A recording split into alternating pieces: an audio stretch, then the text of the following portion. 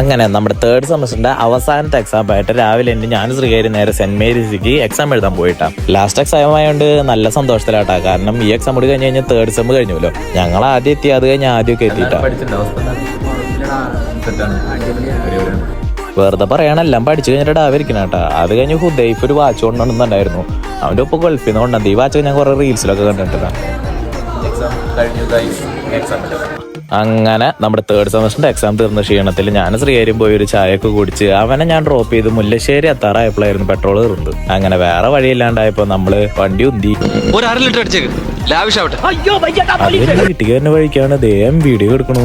പറഞ്ഞ പോലെ MBDയും പോലീസുകാരും ഒരുമിച്ച് അടുത്ത് ചെക്കിങ്ങിന് ഇറങ്ങിയിട്ടാ. എല്ലാവരും ഹെൽമെറ്റും മോഡിഫൈഡ് വണ്ടിയൊക്കെ പുറത്തിറക്കാണ് നോക്കിക്കും. അത് കഴിഞ്ഞ് ഞാൻ അമ്മയും കൂടി പുല്ലൂര് പോയൊരു ചായയൊക്കെ കുടിച്ച് അത് കഴിഞ്ഞ് അവിടെ നേരെ കണ്ണോത്ത് പോയി. അവിടെ ചെന്ന് കുറെ വിശേഷമൊക്കെ ഇരുന്ന് പറഞ്ഞു കേട്ടാ. 6 മണി 6:30 അറിഞ്ഞില്ല. അത് കഴിഞ്ഞ് വീട്ടിൽ വരുന്ന വഴി സ്ക്രീൻ ഗാർഡും ഫോൺ കവറും മാറ്റി ഫോൺ പൊതി ലുക്കായി. അപ്പൊ അടുത്ത വീഡിയോ കാണാം. ബൈ.